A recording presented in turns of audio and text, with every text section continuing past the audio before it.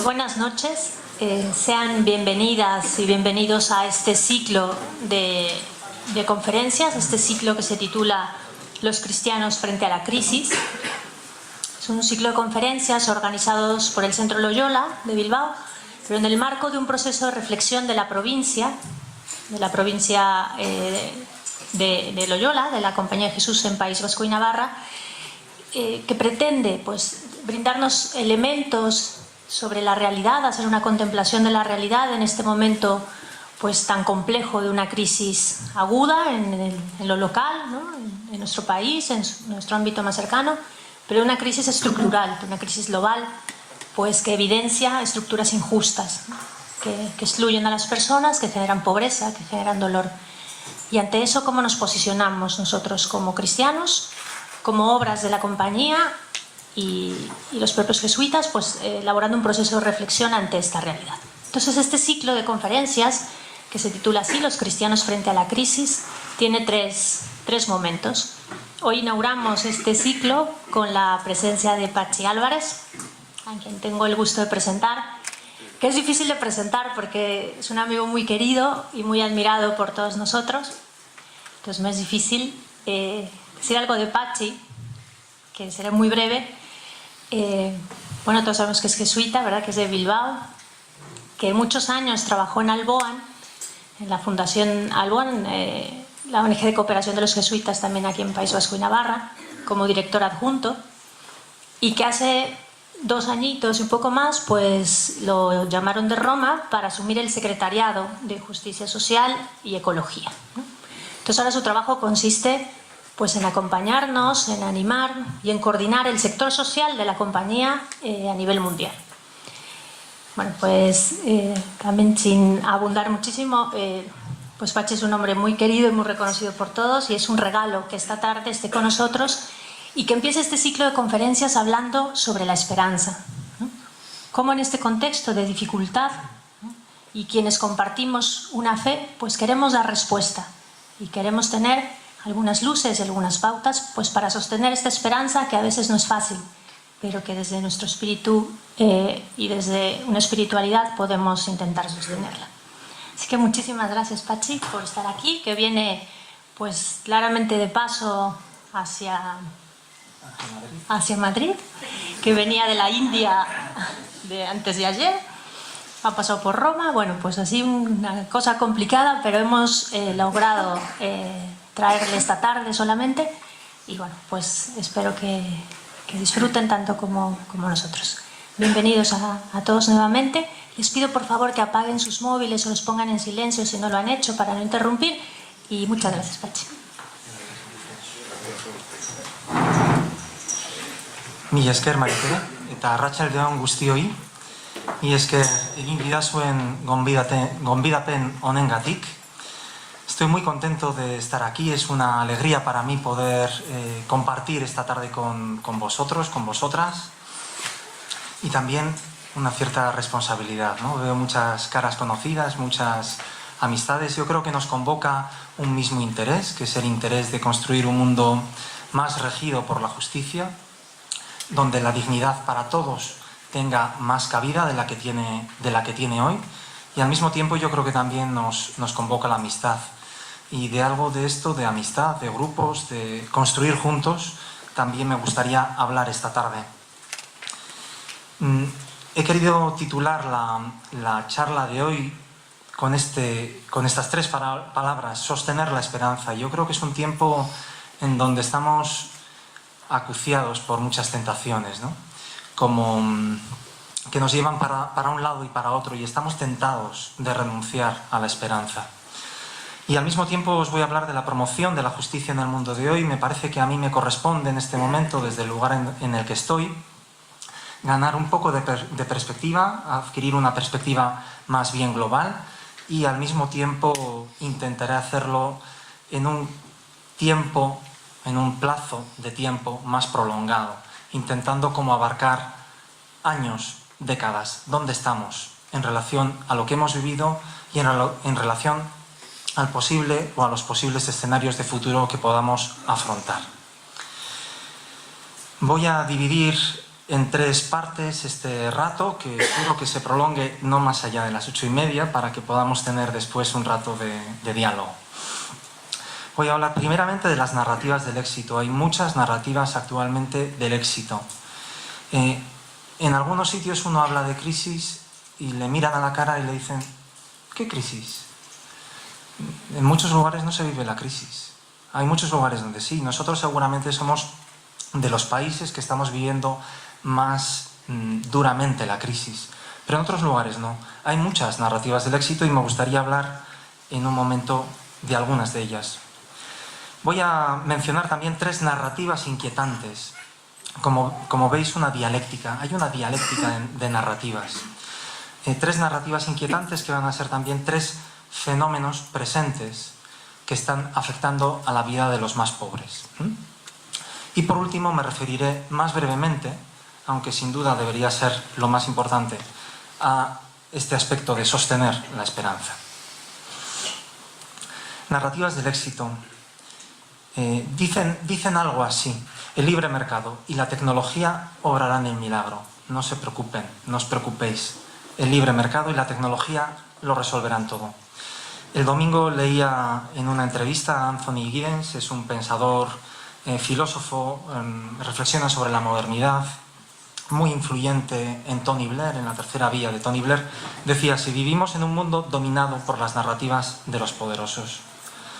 Sin duda algunas de estas narrativas son de los poderosos.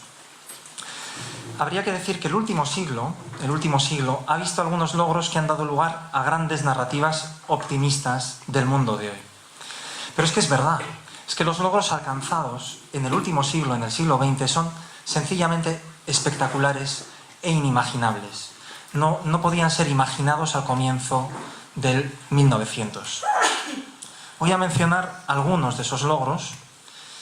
En primer lugar, el adiós a la guerra en la Europa occidental, por parte de Europa occidental. Hemos dicho adiós a la guerra. Hemos estado milenios enfrentándonos unos a otros y en este momento no estamos dispuestos a participar en una guerra. Leí el otro día que había quien decía, ¿no?, que Israel, si lo pretendiera, podría rápidamente ocupar Europa occidental, porque Europa occidental no se ha preocupado de modernizar los ejércitos como sí lo ha hecho Israel, si no fuera por la presencia de la OTAN. Proceso de descolonización. A comienzos del siglo, muchos países, los así llamados hoy países del sur o países del tercer mundo, se encontraban colonizados. Y en este momento son muy pocos los países viviendo en condición de colonia. El desarrollo del estado de bienestar, para nosotros algo así como el humus donde vivimos, la atmósfera en la que nos encontramos, nos parece que es un derecho irrenunciable y sin embargo es una invención que surge a partir en los años posteriores a la Segunda Guerra Mundial. El respeto de los derechos humanos individuales parece obvio. A la Iglesia le costó hasta el Concilio Vaticano II considerar que el derecho de libre conciencia era un derecho de todos los seres humanos. Pero no es que la Iglesia llegara mucho más tarde que otros. Recordaréis, por supuesto, que en Francia las mujeres no votaron hasta el año 1944. La extensión de la democracia. Hoy en día vivimos en países, la mayor parte de la gente vive en países democráticos, con una calidad mayor o menor, pero en países democráticos. Y este proceso se ha venido acelerando a partir de los años 90, con la caída del muro de Berlín. Los avances en educación y sanidad, también impensables, inimaginables. Y el crecimiento de los países emergentes y del resto del mundo. Ya no son solamente los países occidentales los que crecen, sino que hay países que han crecido enormemente. En los últimos 30 años, desde el año 78 hasta hoy, en China han pasado a ganar por persona y año $200 anuales a hacerlo en $6.000 por persona y año. Crecimiento, ya digo, inimaginable de los países emergentes y del resto del mundo. He caído en una tentación, que es la de presentaros un vídeo. A mí me parece que es un vídeo que habla muy bien, muy razonablemente del éxito de este mundo en el que vivimos, lo podríamos llamar así, un mundo convergente, es de Hans Rosling, es un demógrafo que se dedica a aspectos de salud. El vídeo dura 4 minutos, está en YouTube, 200 países, 200 años, 4 minutos, pero le vamos a dedicar 3 minutos únicamente. Voy a traducirlo, voy a escucharlo y lo voy a traducir mientras lo vemos.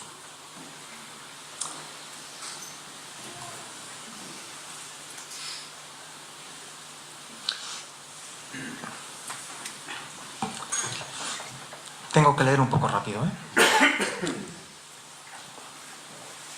Allá vamos. Primero, el eje de la salud.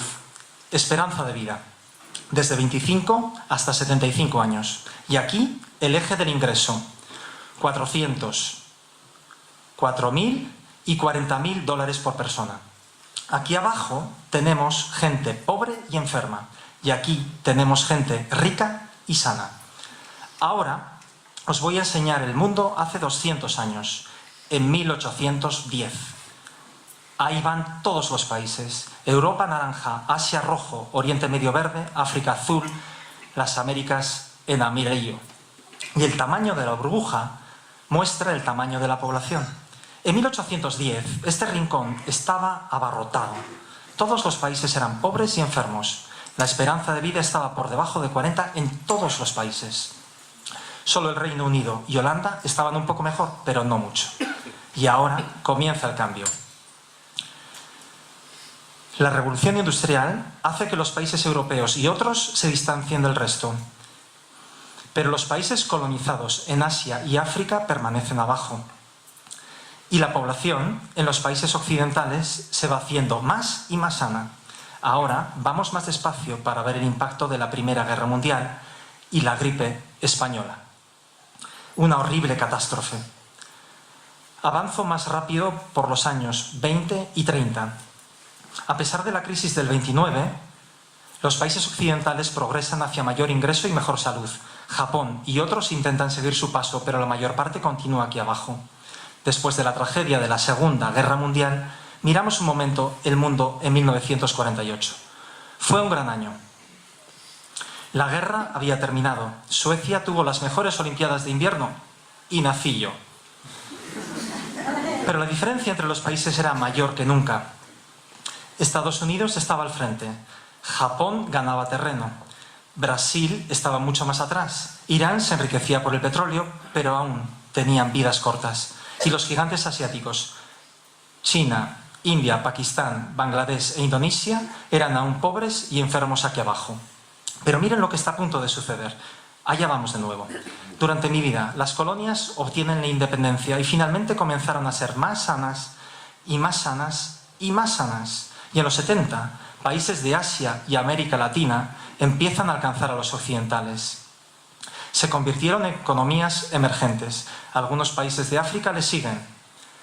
Algunos tenían guerras civiles y otros tenían SIDA, y ahora podemos ver el mundo hoy con las estadísticas más actualizadas. La mayor parte de la gente vive en el medio, pero hay gigantescas diferencias entre los países mejores y los peores, y hay también enormes diferencias dentro de los países. Estas burbujas muestran medias de los países, pero los puedo separar. Tomemos China, lo podemos dividir en provincias. Ahí va Shanghái. Tiene la misma riqueza y salud que hoy Italia. Y ahí está la pobre provincia de Guizhou, que es como Pakistán. Y si la separo más, las zonas rurales son como Ghana, en África. Y aún, a pesar de las enormes diferencias actuales, hemos visto 200 años de un progreso extraordinario. Hoy, la disparidad entre Occidente y el resto está disminuyendo. Y nos hemos convertido en un mundo convergente y completamente nuevo. Y veo una clara tendencia hacia el futuro con mercado, tecnología verde y paz. Es totalmente posible que cualquiera consiga alcanzar el extremo rico y sano.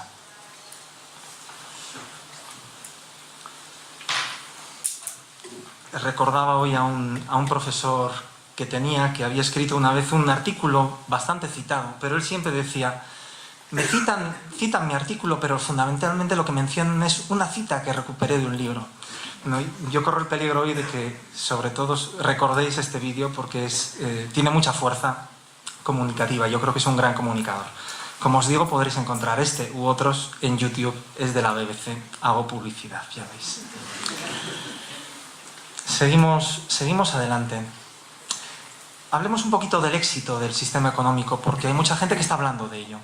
En los últimos 20 años han salido 1.000 millones de personas, 1 billón, un séptimo de la población mundial, de la extrema pobreza, que se define como 1,25 dólares por persona al día. Se habla de la posibilidad del final de la extrema pobreza para el año 2030. Muy posiblemente es más bien publicidad, pero es una frase de Ban Ki-moon. El mundo ha crecido a un 6% anual entre el año 2000 y el año 2010. Ya veis, nosotros seguimos hablando de crisis, pero sin embargo, el mundo está creciendo en esta última década a un 6% anual. Todas las regiones del mundo están creciendo, con la excepción de Europa. Tanto Asia, un 8%, África, a un 5%, América Latina, también sobre el 5%, están creciendo. Pero es verdad que habría que hacer algunas precisiones. La mayor parte de las personas que han salido de la extrema pobreza proceden de China. Son 680 millones de personas que en los últimos 30 años, desde 1978, han salido de esta condición. Quedan aún 1.100 millones bajo la extrema pobreza. Es un séptimo de la población. Habría un séptimo que tendría menos de $1,25 al día.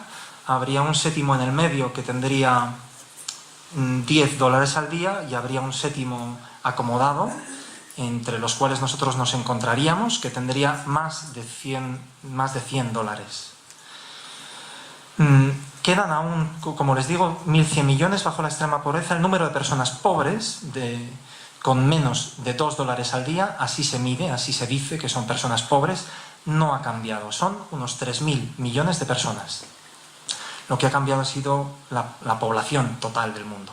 Pero esa cantidad, 3.000 millones, aproximadamente un 40% de la población, un 38% de la población mundial vive con menos de $2. Este cambio apenas está afectando a África, aunque ha alterado la tendencia de crecimiento de la pobreza. En la última década, en los años 2000, África por primera vez ha alterado esa tendencia que venía teniendo hacia el crecimiento de la pobreza. Hay muchas referencias en la literatura que conforman la opinión global sobre este éxito del sistema económico. Tenemos a la izquierda ese libro de La próxima convergencia, que habla comenta algo de lo que decía el vídeo que acabamos de ver. Es de un economista que ha recibido el Nobel de Economía recientemente. Se habla también del ascenso, ahí a la derecha, la gran convergencia, el ascenso del este, de Asia. Asia se encuentra en primavera. Si en Europa nos encontramos en otoño o en invierno, en Asia, sobre todo en el extremo de Asia, se encuentran en primavera. Su gran ocasión histórica. Y el último informe del PNUD, que suele ser siempre crítico, ha hablado del ascenso del sur, progreso humano en un mundo diverso, reflejando estos datos, algunos de los datos que os acabo de comentar. Narrativas del éxito, por tanto, como os digo, hay muchas, y tienen una parte importante, de verdad. Eso sí, cuando son exclusivas, cuando se utilizan de modo exclusivo, creo que Hans Rosling no lo hace, pero cuando son exclusivas, cuando se utilizan de modo exclusivo, se convierten en legitimadoras del status quo. Hay un automatismo que se encontraría ya inmerso en las dinámicas del mundo, que llevaría de forma, como digo, automática a un progreso en salud, en bienestar para todos los países del mundo. Estas narrativas se están enfrentando al malestar que ha generado la globalización en algunas latitudes y ámbitos. Como digo, no en todos.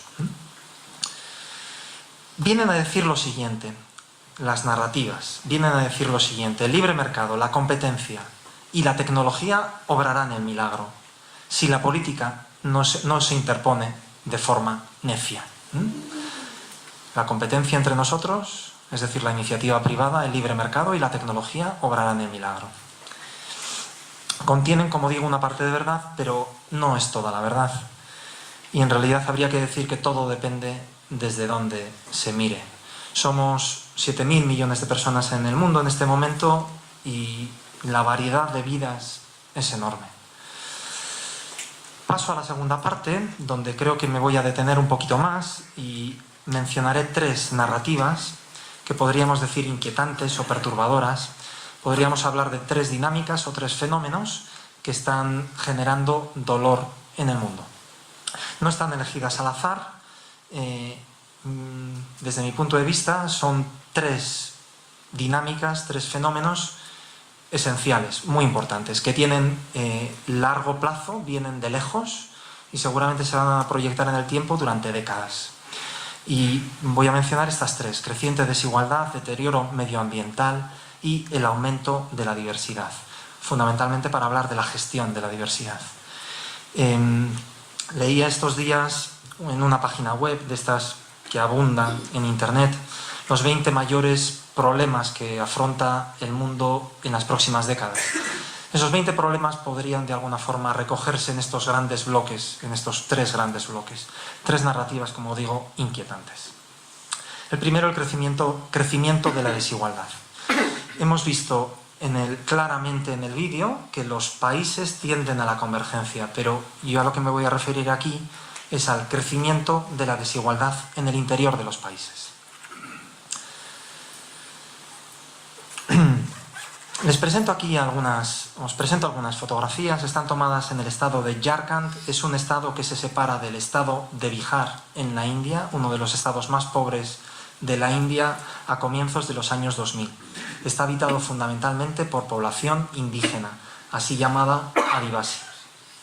Coincide que en esta región hay una gran cantidad de carbón, que es el combustible esencial más importante que utiliza la India en este momento para producir electricidad. Los recursos que la tierra les pertenece, pero los recursos que están bajo la tierra no. La actividad que veis en esas fotografías es una actividad, por lo tanto, artesanal e ilegal, donde toman parte las familias y venden de hecho el carbón que llevan en esa hilera que veis ahí de bicicletas. Lo venden en la ciudad de Ranchi, que está como a unos 60-70 kilómetros del lugar donde extraen el carbón. Esas personas son detenidas periódicamente, a cada trecho, por la policía y son obligadas a pagar un pequeño canon porque la actividad, como digo, es ilegal y la mercancía que llevan no la pueden vender. Pero seguramente recordaréis la noticia que ha salido estos 2 últimos días. Acaba de lanzar la India al espacio un satélite para la exploración de Marte. Es decir, que no hablamos de un país muy pobre, o hablamos de un país muy rico, o hablamos de un país con una enorme desigualdad. Crece la desigualdad en el interior de los países desde hace 30 años. Este dato es un dato que tiene 3 años. Este dato procede del año 2010. Hasta entonces era enormemente discutido. ¿Por qué? Porque ponía en solfa todo el desarrollo del neoliberalismo. Entonces había muchos intereses de un lado y de otro por tratar de defender la postura de que crecía la desigualdad o de que no lo hacía. En este momento esta es una verdad concluyente, es una verdad compartida por el conjunto de los economistas. A mí me gustaría hablar de los economistas liberales honestos, es decir, aquellos que consideran que efectivamente esta ideología es la mejor para llevar adelante el progreso en el mundo. Tienen sus razones para pensar así, yo creo que lo piensan honestamente. No hablo de aquellos que se amparan en una ideología para defender sus intereses. Hay muchos liberales honestos, como digo, que defienden que este es el mejor modo de llevar adelante el progreso. Lo que han descubierto es que la desigualdad crece. ¿Por qué les preocupa? Porque una cierta desigualdad desde su punto de vista es siempre buena, porque fomenta la iniciativa individual. Pero llega un momento en que cuando esa desigualdad es excesiva, entonces empiezan a producir excesivas también ineficiencias en el interior del sistema. Esto es lo que se vendría produciendo en este momento. Os doy datos que he leído esta mañana. La proporción de las rentas del capital y del trabajo en Estados Unidos ha variado en los últimos 30 años desde el 60% que recogían los trabajadores frente al 40% que recogía el capital, se ha reducido un 56% en estos 30 años. Pero a su vez, los trabajadores mejores, el 1% de esos trabajadores, está consiguiendo quedarse con un 10% más de los ingresos del trabajo. Es decir, que crece efectivamente la desigualdad. La desigualdad crece en Estados Unidos, crece en México, crece en Chile, crece en África, en el Congo, en Sudáfrica, en la India, en China, en Indonesia, en Alemania. Crece prácticamente en todos los países. Son excepcionales aquellos que han logrado combatir la tendencia a ese crecimiento de la desigualdad. Y fundamentalmente se encuentran en Latinoamérica, siendo ellos los países más desiguales del mundo. Gracias. Lo que se está produciendo es una divisoria entre trabajadores de alta y de baja formación. Los trabajadores de alta formación pueden desplazarse libremente por el mundo para conseguir el mejor trabajo. No así los de baja formación, que compiten a la baja entre países. Francia viene siendo un país de emigración en los últimos años. En la última década es un país de emigración, fundamentalmente por la aportación que tienen estos trabajadores de alta cualificación que se desplazan por el mundo globalizado. Ese es un mundo globalizado, no así el de los trabajadores de baja cualificación. Como digo, los trabajadores de baja formación compiten a la baja entre las naciones.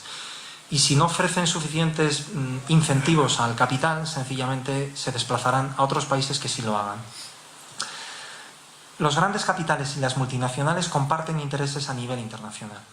Yo creo que esto es muy importante caer en la cuenta. Yo creo que lo sabemos, ¿verdad? Pero caer en la cuenta. Los grandes capitales y las multinacionales, aunque tengan sus sedes en determinados países, sus intereses se encuentran a un nivel global y los comparten globalmente. Hay una clase global, ¿verdad?, que comparte intereses. Sin embargo, los trabajadores a nivel local no están compitiendo entre ellos. Estos grandes capitales han adquirido un elevado poder de negociación y han decidido el signo de la globalización. La globalización podría ser de otra manera. Podemos vivir en otro modo de organizar la globalización. Quien ha decidido el signo son estos grandes capitales. Yo creo que en nuestro país lo estamos viviendo con especial crudeza, y esta es una verdad que habría sido difícil de tragar, difícil de digerir tal vez en el año 2006, pero que en este momento no resulta tan difícil de comprender. Recientemente, el año pasado, publicamos en el secretariado un número de Promotio Justitiae sobre democracia. 6 autores hablando sobre Estados Unidos y Canadá, uno, otro sobre América Latina, un tercero sobre África, otro Europa, la India y Asia-Pacífico. Los 6 no se conocían, no hablaron entre ellos. Los 6, la gran amenaza que veían para la democracia en sus regiones era la fortaleza que tenía la economía a la hora de dictar lo que pudiera hacer la política. Esto ha debilitado el contrato social sobre el que se basan las democracias. Las democracias se basan en un contrato social, el contrato social de los ciudadanos, que decidimos, que nos juntamos, que nos reunimos para poder vivir juntos lo mejor posible.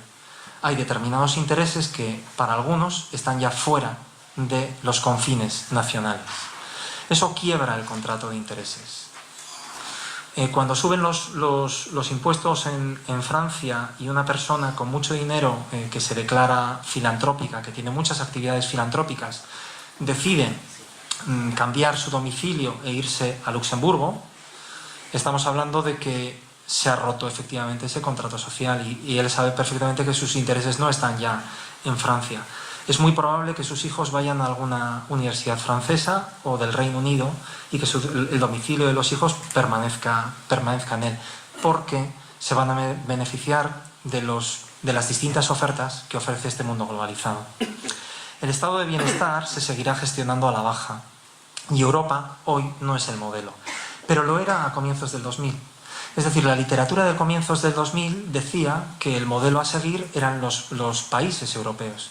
En este momento, a partir de la crisis y su profundización en Europa, ya no lo es. Bueno, la crisis no ha cuestionado el paradigma económico. A mí me gusta recordar aquella frase que dijo Sarkozy al inicio cuando cayó Lehman Brothers y dijo el dejar hacer, dejar pasar se ha acabado, c'est fini, c'est fini. Quienes lo promueven se han enriquecido. Es decir, a pesar de que había una voluntad inicial de cambio, en este momento hemos visto que los grandes pilares de la arquitectura económica no se han movido, precisamente porque quienes más contribuyeron a que se generara la crisis se han terminado enriqueciendo. ¿Cuánto habrá que sufrir? Porque normalmente los cambios suceden cuando hay un volumen de sufrimiento. Los grandes avances posteriores a la Segunda Guerra Mundial tienen que ver con los 50 millones de muertos que tuvo la Segunda Guerra Mundial. ¿Cuánto más habrá que sufrir?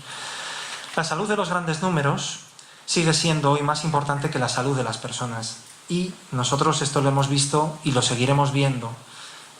Lo hemos visto en los últimos 5 años y lo seguiremos viendo en los próximos.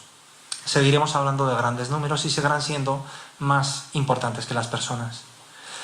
La política hace tiempo sucedió a finales de los 70, en los 80 se decidió, la política se arrodilló ante la economía.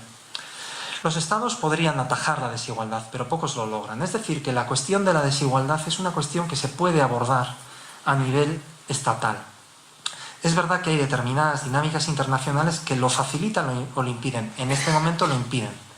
Pero al mismo tiempo hay que decir que las políticas que llevan a cabo los estados son los que permiten que la desigualdad aumente o no lo haga. Fundamentalmente a través de las políticas fiscales y de redistribución. Es decir, se precisa una fuerte voluntad política y como os decía, algunos países de Latinoamérica lo están consiguiendo. En la globalización, los grandes capitales han roto el corsé nacional que les exigía responsabilidades sociales. La gran solución que proponen, esa es la gran solución que proponen es el crecimiento, para que el rebosamiento de riqueza alcance a los últimos. Y esto, dicen, logrará la convergencia. Es decir, la solución es el crecimiento, para que rebose y caiga. Bueno, yo me suelo acordar me suelo acordar de la parábola de San Lucas, aquella del pobre Lázaro. ¿Se acuerdan del pobre Lázaro? ¿Os acordáis del pobre Lázaro? Y de Epulón, que no lo veía. Epulón en realidad no tiene nombre en el Evangelio. El rico no tiene nombre, está llamado solamente por el rico, que banqueteaba.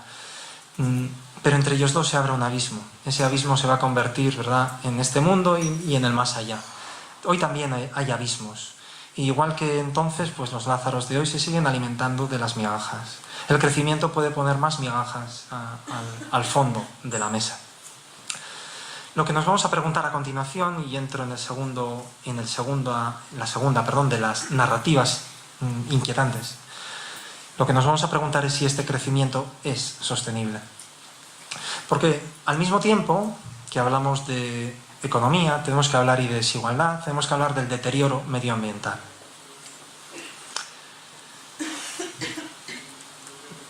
Son fotos tomadas en Filipinas. La población de Filipinas a comienzos del siglo XX era de 10 millones. En este momento son 100 millones de personas. Y son unos 10 millones también, 10 millones de emigrantes. 10 millones de Filipinas se encuentran en todo el mundo trabajando y enviando remesas a sus familias en su origen. En Filipinas se ha producido una gran migración del ámbito rural al ámbito urbano y sobre todo en zonas de invasión. Muchas veces ocupando las zonas de los ríos, de la crecida de los ríos, lugares que hoy pueden estar muy secos, pero que mañana de pronto, con una gran riada, pues vienen no solamente las aguas, sino todo lo que ellas arrastran consigo. Esto está siendo un enorme problema, porque los desastres naturales se han multiplicado en Filipinas. Hay tifones donde nunca habían recogido, no tienen noticia histórica de que haya habido en determinados lugares que en este momento los están viviendo. Por lo tanto, uno de los grandes trabajos que están abordando es el trabajo de prevención de desastres naturales. Y tenemos jesuitas que trabajan igual que trabajaban en esas minas que os enseñaba antes, que trabajan aquí acompañando a las comunidades para que puedan prevenir, adaptarse a esos desastres naturales que en cualquier caso saben que llegarán. No son estrategias de mitigación, sino que son estrategias de adaptación. Esto viene y lo que vamos a intentar es prepararnos para lo que viene. Es posible que no recordéis, pero en los últimos 2 años algunas de estas grandes avenidas de los ríos han producido miles, entre 300, 1000 personas, 1000 víctimas en Filipinas. Y les preocupa enormemente. Deterioro medioambiental, por lo tanto. Algunos síntomas del deterioro medioambiental. Bueno, extinción de las especies, la mayor, la sexta más grande en el tiempo de la vida en la Tierra. Si no recuerdo mal, la siguiente mayor después de la extinción de los dinosaurios.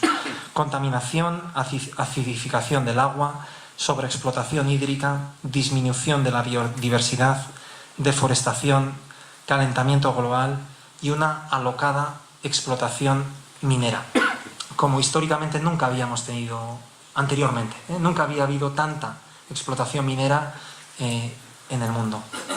Hoy el calentamiento global es una certeza científica. La comunidad científica en un 95% se ha puesto de acuerdo de que efectivamente vivimos en un momento de calentamiento global y que esto viene producido de la mano del hombre. En otros ámbitos de la ciencia esto se consideraría una certeza de la comunidad científica, pero hablaremos un poquito más sobre esta certeza así dicha. Nuestro crecimiento, porque veníamos hablando de crecimiento, consume recursos no renovables. El 95% de los recursos que consume Estados Unidos al año, 95% es no renovable, el 88% en China. En estas décadas nos jugamos el escenario de futuro del cambio climático. En estas próximas décadas, seguramente en el siglo XXI, nos jugaremos en qué liga nos vamos a encontrar. Si vamos a estar entre una subida del 0 y 2 grados o más allá de esto, con escenarios que pueden ser bastante preocupantes. El reloj corre cuenta atrás y será sin duda una preocupación constante para las próximas generaciones. Muchos de los que estamos aquí no nacimos con esta preocupación. Será una preocupación para los hijos de las personas que estén aquí, ¿verdad? Y una preocupación, como digo, para las próximas generaciones. Siempre se tendrán que plantear por la cuestión medioambiental y ecológica. Existen muchas incertidumbres que requieren respuestas prudenciales. Os comento 2 cosas. Os pongo un ejemplo. Esto es como una familia, ¿verdad?, que va en un coche y vamos a cambiar los roles. La mujer va en los roles tradicionales, la mujer va conduciendo, el marido va a su lado y la carretera es una preciosa carretera, los niños van atrás. Y la mujer está encantada conduciendo, va rápido y va aumentando de velocidad. Pero de cuando en cuando hay alguna señalita por allí que dice carretera cortada. Al cabo de un tiempo esta es una carretera cortada y el marido le va diciendo: ¿has visto? Sí, pero son muy pequeños, esta carretera la conozco bien, esta es una carretera muy buena, es imposible que esta sea una carretera cortada. Siguen avanzando y ella sigue acelerando y el marido le sigue insistiendo. Y ella dice: pero es que en cualquier caso esta es una carretera muy buena y yo veo muy bien. ¿Quién tiene razón? No lo sabemos. No sabemos si la carretera está cortada o no. Estos son como las señales de tráfico en las obras de aquí, ¿verdad? Uno nunca sabe si tiene que ir a 60 efectivamente o si puede subir o no. Bueno, no lo sabemos. He dicho que era una certeza científica, pero tantas certezas después han caído. No lo sabemos. Pero hay determinadas cuestiones que requieren medidas prudenciales. Hace un año se presentaron 2 obispos en el despacho que yo tengo allí en Roma y querían hablar sobre cambio climático. Uno de ellos creía en el cambio climático y el otro no. Pero se mostraba muy preocupado. Y yo le dije: ¿y cómo? Pero usted dice que esto no está sucediendo. Y me dice: sí, pero tanta gente cree que sí, que en cualquier caso tenemos que hacer algo. Las medidas prudenciales son muy importantes en la vida. Lo que sucede es que en nuestro mundo es muy difícil llevar adelante las medidas prudenciales, pero eso es otra cuestión. La solución está en manos de la comunidad internacional. Es decir, que la cuestión de la desigualdad es una cuestión que se debe abordar a nivel de los estados, pero la cuestión medioambiental es una cuestión que requiere una cierta gestión internacional de cambio climático y deterioro medioambiental. Un primer balance, presentaré otro segundo al final de esta sección. Un primer balance, este crecimiento consume recursos no renovables. Los recursos no son infinitos y además ya estamos viendo sus límites. Conclusión, este modelo de crecimiento no puede ser la solución en el largo plazo. En el largo plazo este modelo de crecimiento necesita sustanciales cambios, sustanciales reformas. Y además nuestro modelo actual es injusto e insostenible. Los modelos injustos pueden durar ad eternum, pueden durar toda la vida, toda la vida. En los países comunistas decían que con que un 15% de la población estuviera adherido al poder, podían controlar al 85% restante. Los regímenes y los modelos injustos perviven. Los modelos insostenibles, no. Los estados, como os decía, pueden afrontar la desigualdad. Quería resaltar esto. Y la comunidad internacional, la insostenibilidad. Paso a la tercera narrativa. El aumento de la diversidad. Deuteronomio 26 es un capítulo importante en la Biblia, es como un capítulo de identidad del pueblo de Israel y comienza así. Mi padre era un arameo errante que bajó a Egipto. Qué bonito. Es reconocer que uno ha sido un extranjero acogido. Claro, la Biblia va a seguir repitiendo, ¿verdad?, la defensa de la viuda, del huérfano, del extranjero y del pobre. El año pasado, un provincial que nos recibió en la India, a un grupo muy grande de jesuitas que veníamos de todo el mundo, lo primero que nos dijo, bienvenidos a casa. Todos hemos salido de África, nuestra comunidad humana, nuestra familia humana, ha salido toda ella de África. Nogales es una población mitad mexicana y mitad estadounidense. En la fotografía de abajo a la izquierda, no sé qué tanto se vea bien, se puede ver en la montaña una divisoria donde está la frontera y la gran valla que los Estados Unidos pusieron hace años, no ciertamente cubriendo los 3.000 kilómetros de frontera que separan a México de Estados Unidos. Es decir, que es una separación ficticia, un poco como un placebo, ¿no? Algo así como un placebo, porque no se puede detener. Ese flujo migratorio no se puede detener. En este lugar se encuentra un pequeño servicio que tiene la compañía entre los jesuitas norteamericanos y los mexicanos para la atención a los deportados. Tanta gente que intenta cruzar, que es atrapada por las autoridades norteamericanas y que son dejadas en este punto, en Nogales, muchas veces en situaciones dramáticas, porque una historia, a ver si yo no me alargo, porque quiero terminar a y media. Una mujer que ha pasado hacia México, que vivía en situación irregular en Estados Unidos, con su familia, sus hijos han nacido en Estados Unidos, pero que por causa de una enfermedad de sus padres va a México.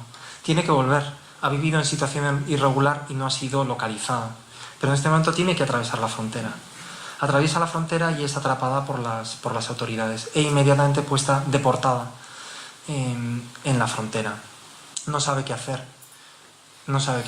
La familia queda a un lado y ella queda a otro. El dolor de estas fronteras es enorme. No sabemos cuántas personas están muriendo en el desierto de Arizona y en el desierto de Sonora, pero son innumerables, son incontables. Es ese. 3 fuentes de la diversidad. 3 fuentes. La diversidad no nos llega porque haya personas que procedan de otros países. No, hay 3 fuentes de la diversidad de las que hoy somos más conscientes que nunca. La primera es una fuente histórica. Los estados no son mononacionales. Hubo la intención de que fueran mononacionales. Se creyó que podían ser mononacionales. Los estados lucharon porque fueran mononacionales. Pero ni la construcción nacional ha tenido el éxito que se esperaba, ni la mayor parte de los países hoy son mononacionales, sino que incluyen alguna minoría nacional que demanda algún tipo de autonomía.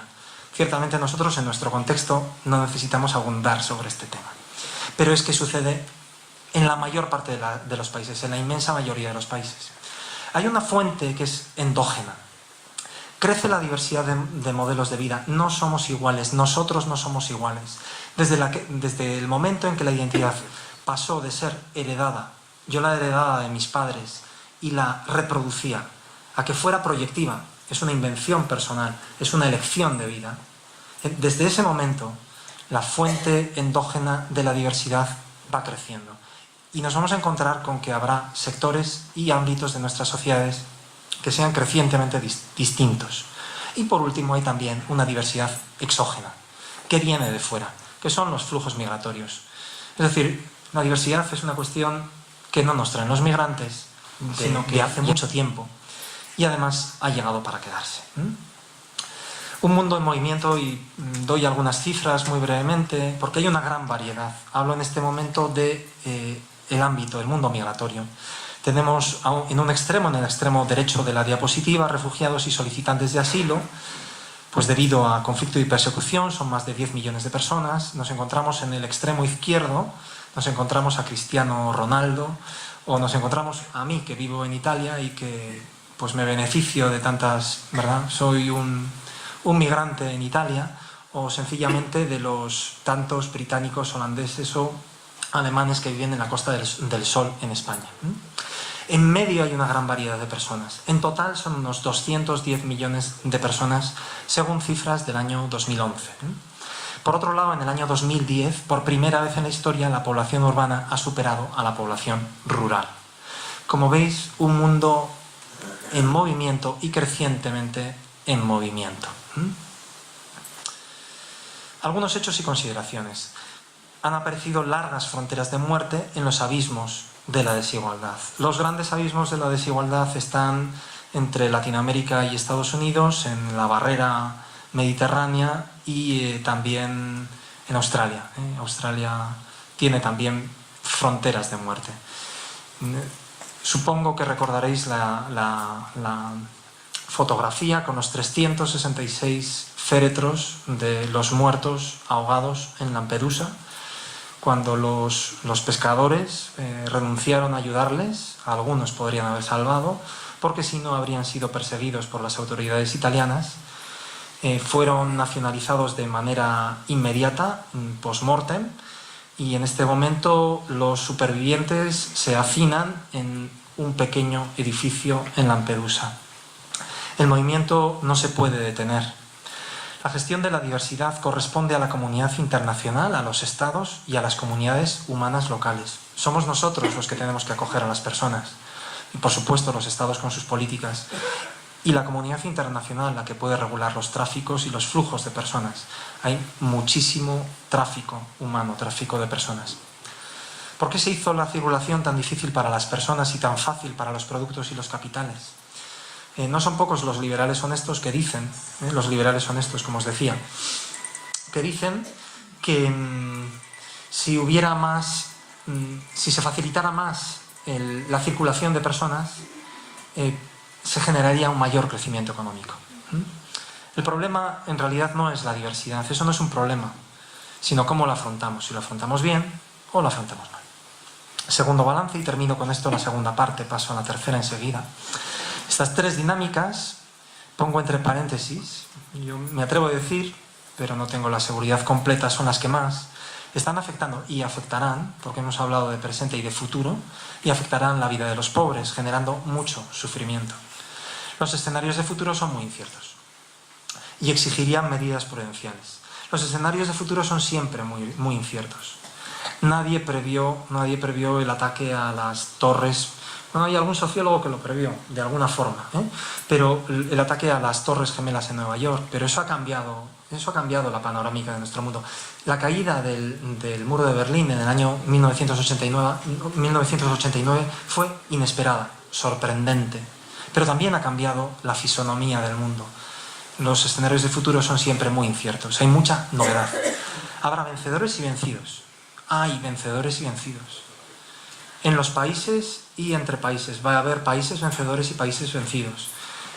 Canadá, que tiene, me parece que es el 80 o el 90% de la población en las 100 primeras millas más cercanas a la frontera con Estados Unidos, es decir, en la zona sur, está contenta con este cambio climático porque va a poder ocupar un inmenso espacio que normalmente está lleno de nieve y de hielo, y con una inmensidad también de recursos minerales. Habrá vencedores y vencidos. Los que tengan buena formación, los que dominen el inglés, los que se puedan mover libremente por este mundo, sin duda saldrán vencedores y se aprovecharán de las muchas ventajas que se les ofrecerán. Las tres dinámicas tienen soluciones al alcance de la humanidad y hay infinidad de propuestas. Los periódicos y los libros están llenos de propuestas. A las personas singulares, sencillamente, estas cuestiones no superan. Y eso me da pie a pasar a la última parte. Sostener la esperanza. Tiempo de oportunidades. La crisis siempre ha sido tiempo de oportunidades, ¿no? Crisis es oportunidad, ¿eh? Bueno, en esta casa, Arrupe Echea, ¿por qué no traer una frase de estas del padre Arrupe que es tan significativa? En momentos muy difíciles para la compañía, muy difíciles para él personalmente, decía así: tan cerca de nosotros no había estado el Señor, acaso nunca, ya que nunca habíamos estado tan inseguros. Yo creo que los tiempos de inseguridad, los tiempos de zozobra, de crisis, son momentos en que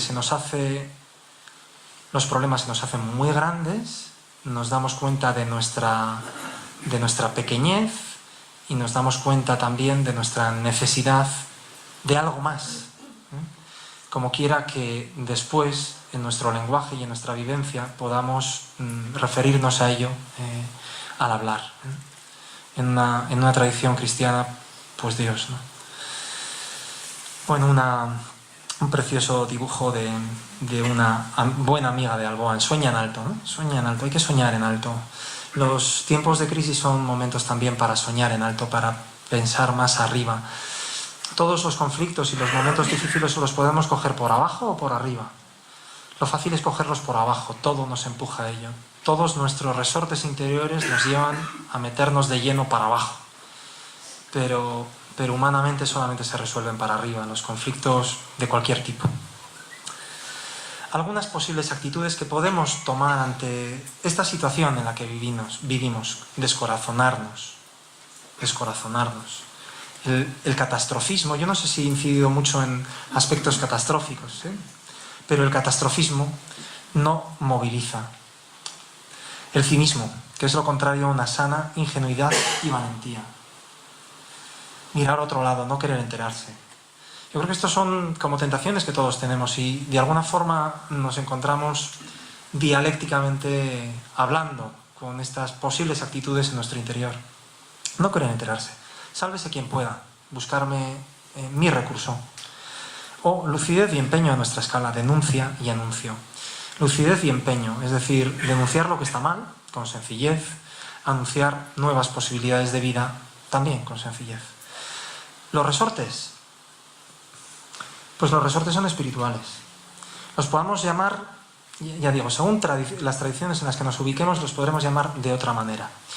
Pero los resortes son espirituales, los resortes son interiores. En septiembre, un grupo de compañeros nuestros marchó a Estocolmo a asistir a un congreso mundial sobre el agua que se celebra anualmente en esta ciudad. Eran un grupo de jesuitas y cuando se presentaron, pues eran un grupo de jesuitas. Total que en un momento dado se le acercó un grupo de científicos muy preocupados por la cuestión climática medioambiental y les decía: por favor, hablen ustedes tienen que hacer algo, las iglesias tienen que hacer algo, porque nosotros solamente con el lenguaje de la catástrofe no somos capaces de movilizar a las personas. No es la catástrofe la que nos moviliza, sino la convicción de que tenemos la capacidad de salir adelante con nuestras fuerzas. Y la tenemos.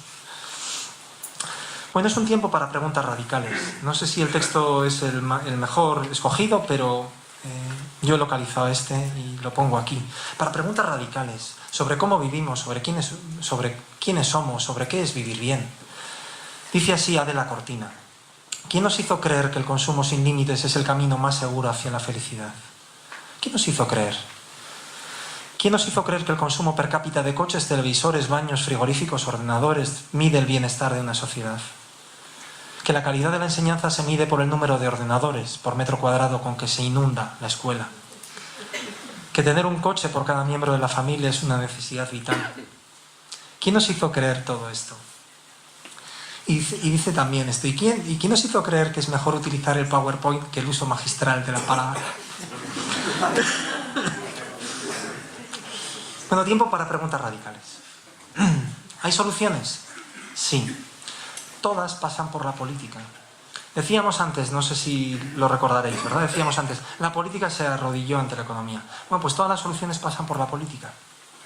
Solo ella puede lograr que la economía esté al servicio del ser humano. Este es el único grito de la doctrina social de la Iglesia. El único grito desde el comienzo de la doctrina social de la Iglesia es una economía al servicio del ser humano. No lo está. La ciudadanía puede favorecer o impedir.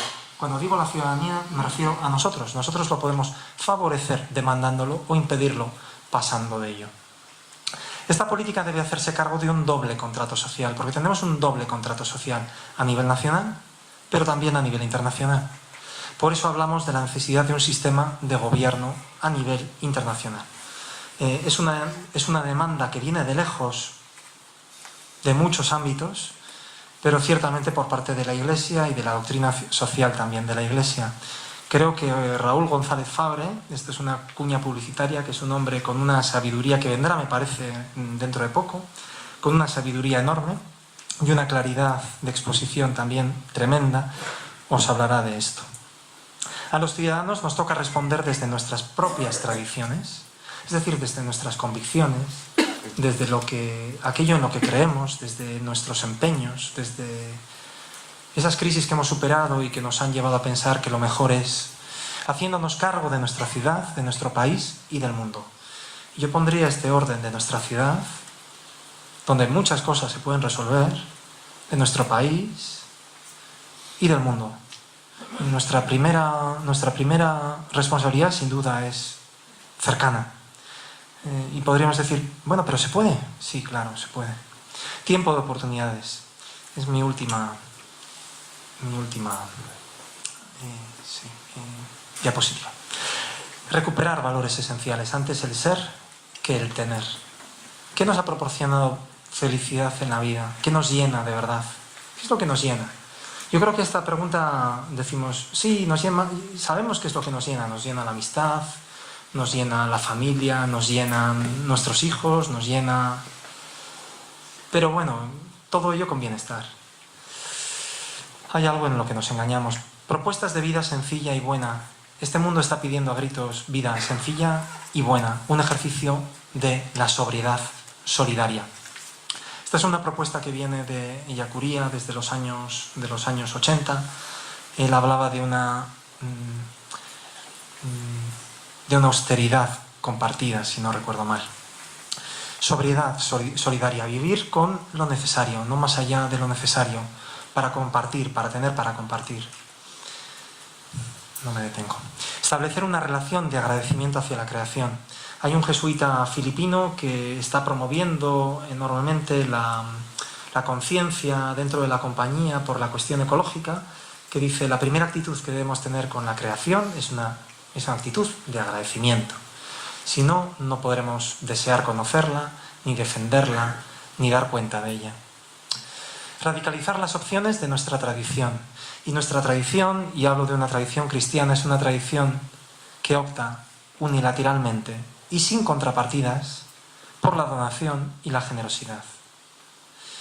Yo creo que no somos tan atrevidos.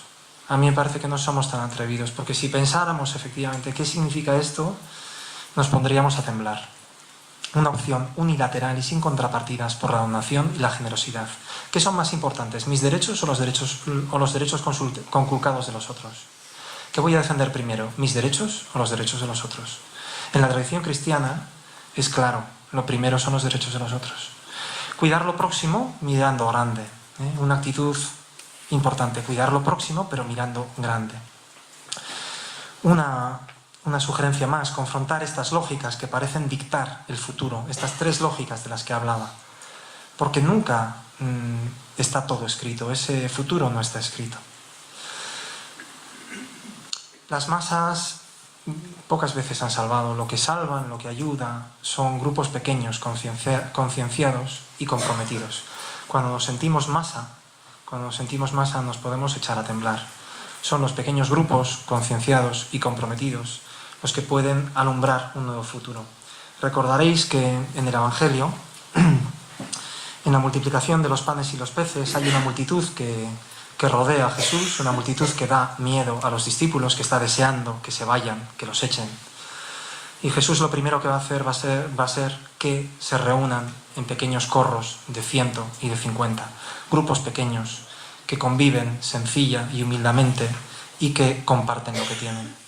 Y por último, celebrar el futuro. Celebrarlo es imaginarlo, soñarlo, pensarlo, anticiparlo.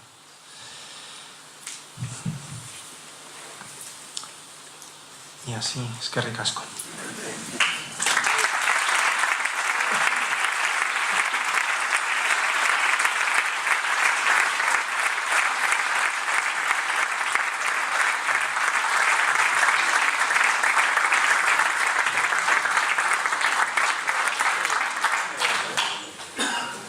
Gracias, Pachi.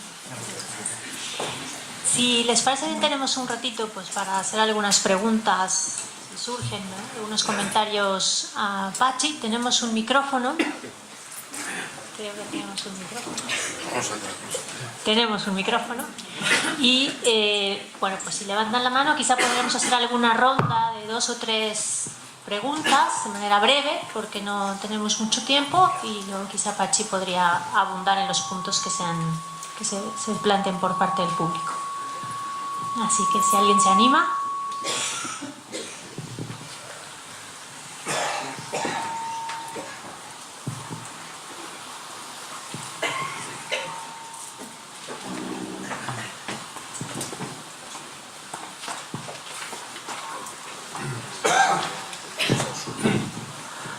Bueno, yo, Pachi, te quería preguntar que has hablado que hasta antes de la crisis, pues que los países europeos podían ser el modelo a seguir, pero que ahora ya no. Entonces, ahora, no sé qué estados o qué naciones te parecen los modelos a seguir, tanto a nivel político, económico, social, si es que crees que los hay. Si quieren, tenemos 2 o 3 preguntas para que, si alguien más ha caído. Yo me he quedado pensando cuando Un momentito, si le pasamos el micro para que la escuchen todos.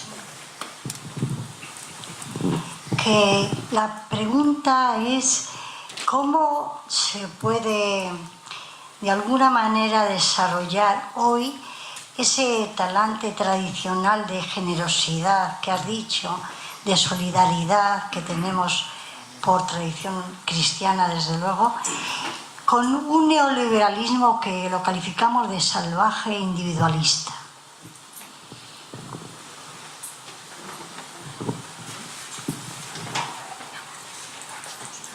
Bueno, yo quería preguntar, que has dicho que los estados son los que se tienen que cargar de acabar con las desigualdades internas, pero ¿cómo es posible esto cuando los estados han cedido parte de su soberanía a instituciones no democráticas como el Fondo Monetario Internacional, que imponen un dogma que crea desigualdad?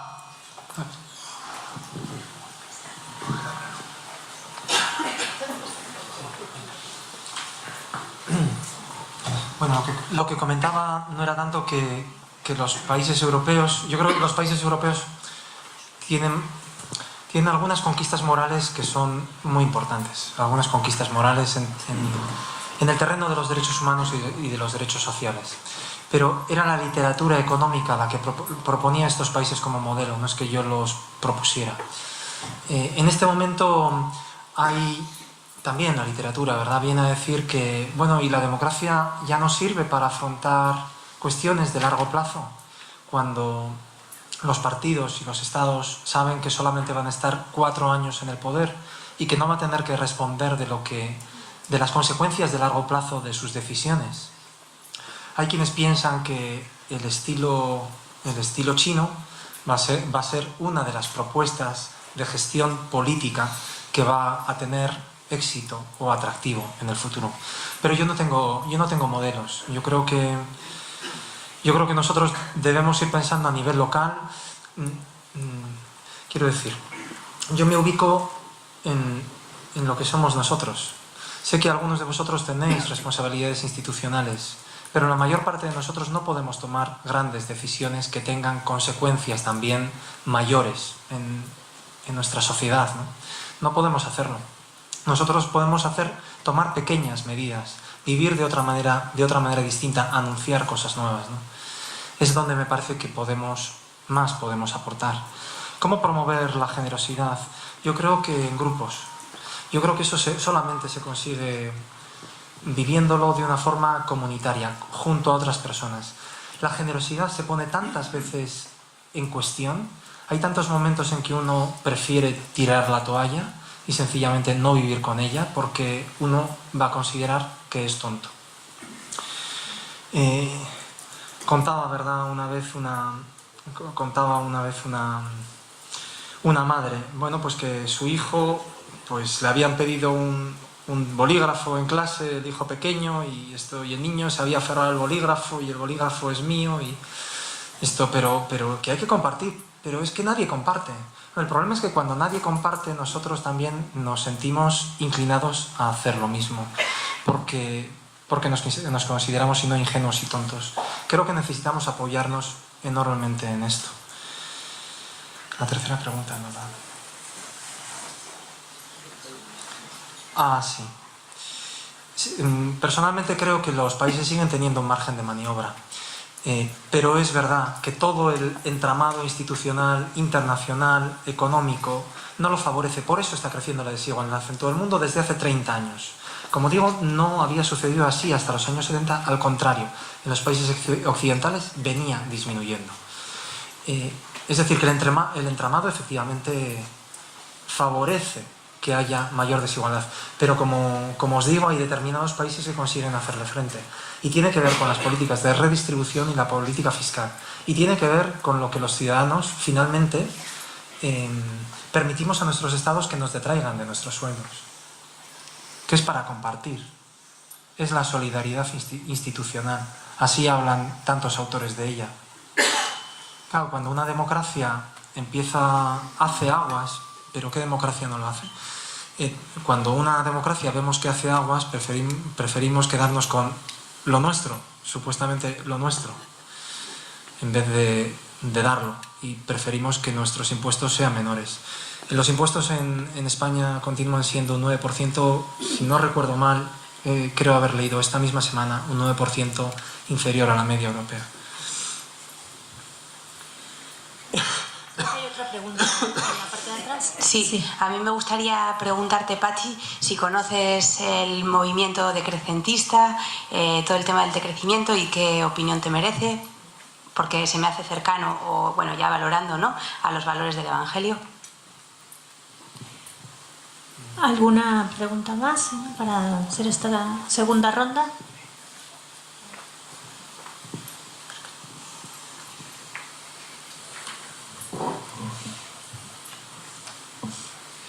Bueno, lo primero es, ¿no es sostenible el crecimiento? Esta es la primera pregunta. ¿No es sostenible el crecimiento?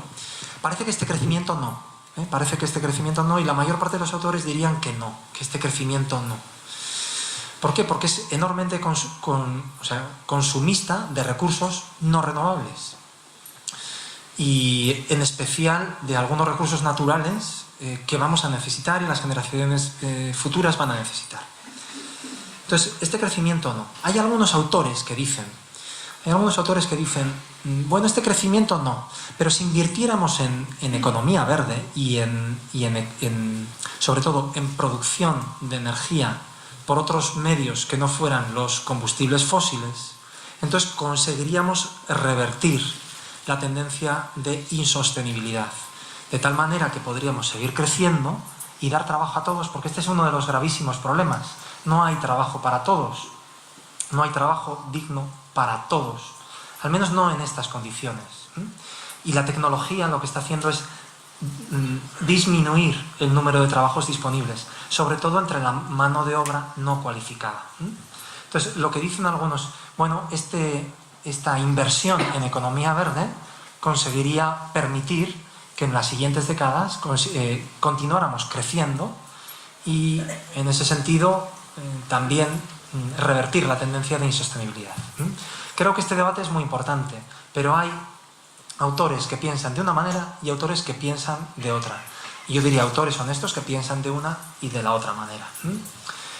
No lo sé. Yo creo que, sinceramente, me parece que es una propuesta enormemente la del decrecimiento, ¿no? La del decrecimiento, la de la vida. Yo lo he mencionado así, lo he incluido así, con esa vida sencilla, con esa sobriedad solidaria. Me parece que es de justicia. A mí me parece que es de justicia.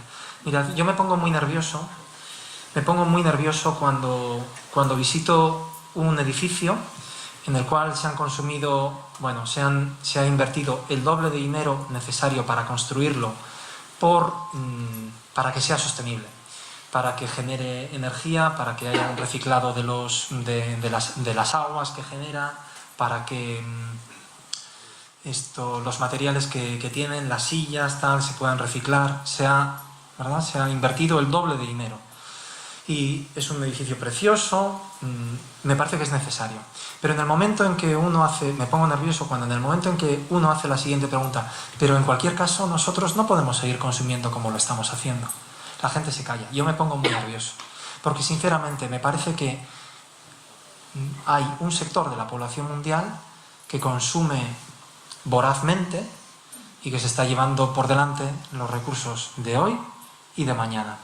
Es además el sector de la población que se sigue preguntando por la sobrepoblación en el mundo. Es decir, que sigue diciendo, por favor, que los africanos no sean más, que los africanos no sean más, que no aumenten de 1.000 a 2.000 millones como parece que lo van a hacer. Yo creo sinceramente que, honestamente, por prudencia, en nuestra tradición se nos exige otra manera de vivir y de relacionarnos con las cosas y de consumir. Y en concreto consumir menos y compartir más.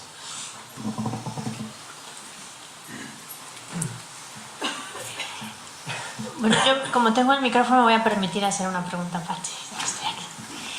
Y bueno, si no hay más, quizá podemos cerrar.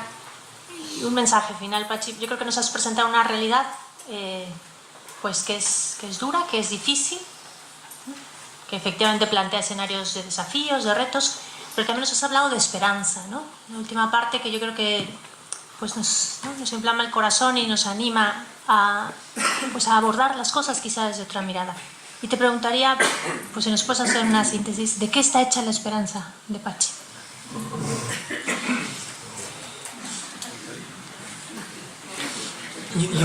Yo creo, bueno, no la mía, yo digo, muchas veces me he dicho a mí mismo, de esto, soy jesuita, ¿verdad? Y soy sacerdote, de cuando en cuando a uno le toca predicar sobre la esperanza. De esto es difícil predicar, de esto es difícil hablar.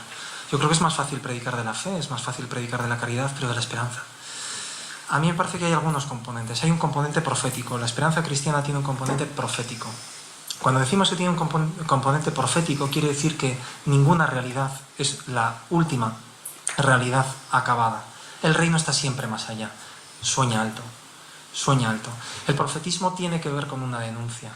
Es necesario de cuando en cuando denunciar las cosas que nosotros vemos que hacen daño a otras personas.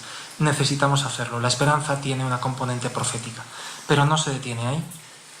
Tiene una componente de sabiduría. Y la sabiduría tiene que ver con que, ya lo sabemos, los milagros son ciertos, los milagros son reales y nosotros los hemos contemplado. Hay muchos milagros en nuestra vida. No son los milagros que rompen tal vez las leyes de la física hasta que se descubran aquellas que dieron lugar a eso, pero una vida es un milagro. ¿Quién puede creer que de dos personas, del cariño de dos personas, pueda surgir otra? Si eso no es un milagro, ¿qué es? Hay milagros. Lo que se produjo después de la Segunda Guerra Mundial no es un milagro. No es un milagro que algunos escenarios en los que vivimos se produzcan. No es un milagro lo que ha sucedido en los últimos 200 años. Hay muchas cosas que tienen un plus de realidad. Es decir, que no responden directamente al esfuerzo que nosotros hemos invertido para que puedan suceder. Suceden con nuestra contribución, pero al mismo tiempo van mucho más allá de lo que uno puede reconocer como suyo propio. Nelson Mandela. Lo que genera un hombre con una profunda experiencia de reconciliación personal en un pueblo roto va mucho más allá de lo que hizo. Va muchísimo más allá de lo que hizo. Eso es sabiduría. Hay sabiduría porque sabemos que, y esto es lenguaje cristiano, que es el que tomo, sabemos que el Dios de la vida sigue estando creativamente entre nosotros, defendiendo a los suyos, muy particularmente a los últimos. Y por último hay una componente de compromiso. Nada sucede sin que nosotros participemos. Nada sucede sin nuestra participación. Y esa participación tiene algo de muy humano, pero como digo, tiene algo de muy divino. Me impresiona, y por eso lo menciono, el caso de Nelson Mandela, pero yo este año he tenido ocasión de visitar Chile. Y Chile es un país que tiene el impacto de San Alberto Hurtado. Seguramente no conoceréis para nada a San Alberto Hurtado, pero es un jesuita de los años de la primera mitad del siglo XX que experimenta una transformación personal en el encuentro con un pobre, y que hoy el catolicismo en Chile y la sociedad chilena está marcada por el impacto de este hombre. Como digo, va mucho más allá de lo que razonablemente uno puede decir que es fruto de su esfuerzo, pero al mismo tiempo, sin su contribución, una contribución pequeña de una persona, podríamos hablar de comunidades, de grupos, pueden hacer enormes cosas. Sin esa contribución, los milagros no suceden, ¿no? Pues muchas gracias, Pachi, por este rato que hemos estado tan a gusto compartiendo. Queremos aprovechar también para invitarles a la siguiente conferencia de este ciclo de los cristianos frente a la crisis, ¿no? El 11 de diciembre tendremos en este mismo lugar, a las 7:30, una charla con Pilar de Miguel. Ella es teóloga, profesora, una mujer de gran profundidad, una gran comunicadora, que nos hablará sobre las fortalezas femeninas frente a la crisis, ¿no? Una mirada desde la lectura también femenina y de la mujer, pues del cristianismo y de la crisis. Y en enero, finales de enero, tendremos a Darío Moyá, también jesuita, el 27 de enero, Darío Moyá, que hablará sobre la mirada desde el seguimiento de Jesús. Así que están invitados a este ciclo. Muchas gracias por estar aquí. Gracias en nombre del Centro Loyola, de la provincia de Loyola, y hasta la próxima. Buenas noches.